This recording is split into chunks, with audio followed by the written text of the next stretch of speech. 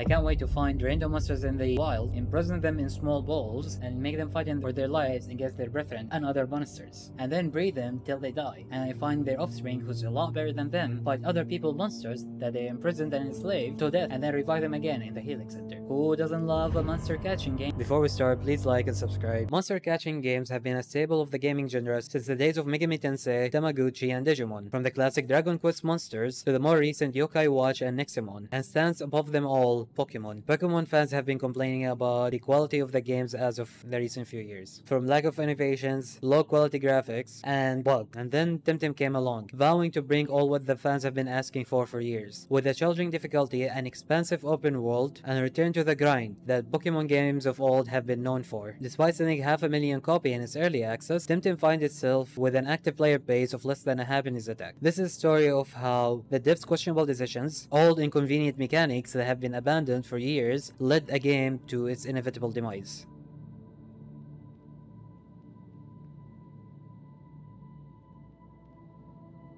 Temtem is an MMORPG monster catching game developed by Crema. Released in early access on 21st of January, set in the colorful world of Archipelago, Airborne Archipelago, which consists of 6 unique islands, where humans and Temtems coexist peacefully. On your adventure, you catch and collect various Temtems, battle random encounters in the wild, and other NPCs and tamers, in a 2v2 battles. In addition, you can breed Temtems to create your perfect team. You can also customize your character with various cosmetics, as well as decorate your own house. But with these shop prices, you probably won't do any of that till late game. When it comes to the design of Temtem, they're fine at best. There are plenty to catch, they're colorful and vibrant, but they lack the eye-catching oomph that makes you want to catch them all, or form any attachments to a specific Temtem. The art style falls short, making the Temtems very forgettable, and when the main focus of a monster collecting games is unmemorable, that's when the cracks begin to appear.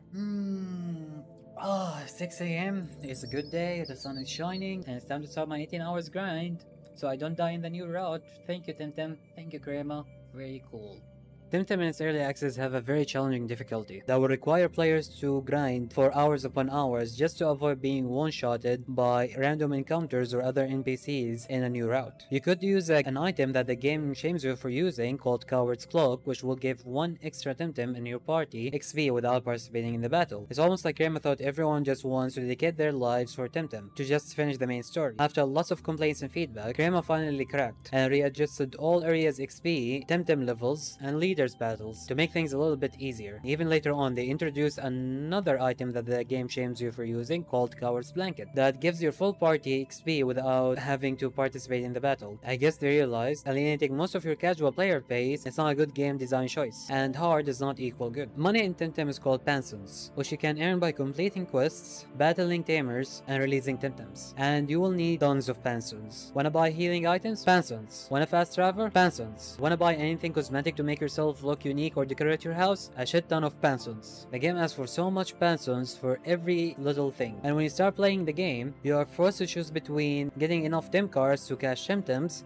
and buying healing items so you don't die in battles, or risk losing every battle or running back to the healing center after every NPC battle because you wanted that new hair or that different jacket or sweater. Another aspect of the economy in Temtem is that it's player driven. Therefore, items and Temtem's value are tied to the supply and demand of the other players. While the economy is stable enough, with various ways to earn money, this sort of market opens up to third-party websites and bots to farm and sell pesos for real money. As well, this makes some items' value and services like breeding super expensive, widening the divide between the rich and the poor in Temtem who played for a long time and invested a lot of time in Temtem, and those who just want to play casually and have fun. And then later on, they added the favorite thing for people, which is a battle pass in a paid game. Crema found themselves in hot water after the addition. Even though a live service game requires a battle pass or some sort of continuing revenue to stay afloat, and it's an only cosmetic battle pass, it has all the dark buttons and manipulative battle pass, such as if you didn't finish the battle pass in the period,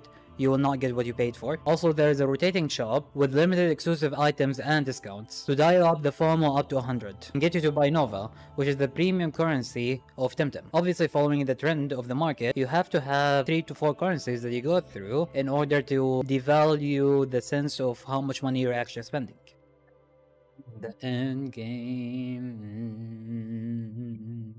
So maybe now you're wondering what can you do in the end game after you finish the main story and the side quests. You can spend a lot of time on money, ranking in PvP, breeding your perfect Temtems, doing dojo rematches, which are extremely super difficult, participate in weekly events, you can go on Luma hunting, which are the shiny version of Pokemon for Temtem, and layers. While it sounds like there are a lot of things to do, once you begin the endgame, you quickly realize how grindy and time consuming and tedious Temtem become. Let's start with layers, which are dungeons that a group of players have to defeat and go through different rooms in order to reach the final boss, to earn various rewards, which leaves many players who don't have friends in playing the game or do not socialize in Temtem not being able to participate in these layers. And after a while, even if you can do them, they become way too repetitive and boring since there are only 2 so far, which is quite the theme of the endgame and Temtem as a whole. And if you don't want to do the dungeons, you can always go Luma hunting. Let's say you really want the Luma of a specific Temtem, so you can go and do the Luma hunting. Lumas come with 3 random perfect stats and have a chance of 1 in 7,500 to encounter the specific Lumas in the wild. Or you can increase your odds by using an item called radars. You can spend hours or days to find one Luma, and it could be even not the one you want. While Luma doesn't really offer any competitive advantages, the hunt for specific Luma still is a goal for many players for their favorite Temtem that is turned into a very time consuming and tedious activity. PvP or player versus player in Temtem is fine when all things considered. You can battle your friends or other players in the Temtem open world in friendly matches, join the rank queue for a more challenging experience, or participate in official or player run tournaments. The problematic nature of the PvP is the journey to get the perfect Temtems. And know that in Temtem there are no random chances, so your Temtem will not randomly crit or miss an effect or miss an attack, which removes a lot of the elements that make Pokemon so good, as these high highs of having that one crit that your Pokemon actually makes it, or the enemy Pokemon barely misses their sleep or their paralysis, give you a great memory. And Temtem on the other hand, if a Temtem is paralyzed, it's paralyzed for 2 turns.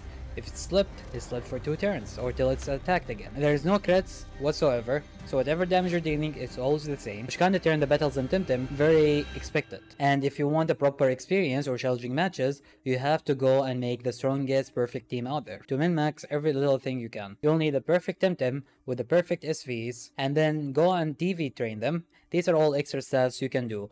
SVs are the ones you get from breeding, and TVs are the one you get from fighting other Temtems in the world, like specific Temtems give you specific stats. And then on top of that, you have to level up the Temtems to where you want them to be for their evolution. And when you have an MMO level of grind, coupled with a 2v2 long battles, where you can cancel the animations or speed them up, the grind for the perfect team quickly turns into the chore that you have been delaying for the past 2 weeks. In your journey for creating your perfect Temtems, you will have to breed Temtems to get exactly the results you need in terms of stats and abilities. So here's a very short, simple breeding guide. Right. Yeah, so anyhow, it can be a very time consuming as well as resource intensive process, as players need to catch and raise multiple Temtems in order to breed them effectively few times. And then additionally to that, since there is a degree of randomness involved, meaning that players need to breed multiple variation of Temtems in order to get the desired result. The devs are one of the most important parts of any game, as their communication, transparency, and will to make changes based on the player's feedback and what they ask for can make or break a game. Crema unfortunately are not these devs, especially when the lead developer answers with, if you don't like any item or you think everything is overpriced, don't support us, XD. Here are some other examples of how the devs made a lot of controversies and headlines for the Temtem community. Crema banned 900 people at once for cheating, claiming that they have a very effective cheating detecting software, that every ban they gave was 100% justified, and having a very strict ban policy that does not allow for appeal. Just to walk back a few hours later on this no appeal ban policy. Whether these bans were justified or not, and whether these players were cheating or not, this type of response and behavior from the devs left a very sour taste in a lot of Temtem players, that in a blink of an eye they might be banned with no chance of appeal, and all the time and the progress they've achieved in the game is just gone, whether it was justified or not, and with barely any way to appeal. Another thing that held Temtem back is the lack of fixes and the amount of bugs the games have. Since the early access days, may I add, till this day. From quest progressions not updating properly, to item duplication bugs, bad performance on switch ports, server stability and disconnections issues, and the infamous getting stuck bugs. These bugs where you can get stuck in Temtems, in random places, on NPCs being stuck and not being able to talk to them, where you can only hope a mod will be there and maybe just unstuck you, or you have to restart your whole game to just get unstuck. And many of these bugs are still there till this day. Even though Crema is a small indie studio, there should be a better transparency and priority for what bugs are being fixed, and some of them are major bugs and game-breaking bugs. In addition, Temtem took nearly 3 years to get out of early access and officially release. Any meaningful updates in these 3 years have been 5 to 8 months apart. Recently, Crema announced that there is no plans in the horizon to add new Temtems or expand to new islands, which make the future of Temtem seems to be in maintenance mode. With a mix of a really long early access period, to bugs and lack of fixes, sprinkle in few controversies, and on top of that the lack of proper communications and transparency and questionable game design decisions led Temtem to its diminishing active player base. Nothing sums it up better than the creator of Temtem Tracker, and now when you go to the GitHub of the Temtem Tracker that's still available there, you find the following message. Farewell, dear reader. Over time I have grown more and more disenchanted with Crema and their approach to handle things, starting with a point where I disclosed what felt was serious issues and got treated in a way I do not feel was okay. Having experienced this, I started asking myself some hard questions about how they were doing things, how they were treating players, and also about where I myself stood in that hole. From where I stand right now, it is obvious that the way they handled many of their players was wrong, and the way I steadfastly supported them was also wrong. Many conversations that maybe could have been had in a less shutdown heavy environment should have been had, would have made for a better game in the long term. For my participation on the wrong side of many of these debates, I can now only apologize. Despite no longer wanting to support Crema, I still wish to complete the final list of Temtem species in the tracker as a matter of personal principle, and my own desire to complete a project that started out of love, but also afterwards grew to become something I cared about for its own sake. A project I am proud to have made and shared with so many of you. It is my hope that Temtem Tracker will be able to continue operating long into the future. Farewell, Silver. Sorry if I butchered your name. So this is the story of Temtem and how the devs have ruined their game, in my opinion at least. Let me know if you play Temtem, how long have you playing, what do you think of Temtem and the current status of Temtem with a new update. Is random log good? Have the changes to layers made any actual impactful change or not yet? Please let me know down in the comments. And if you like this video, please like and subscribe for more in the future. Until next time, ciao.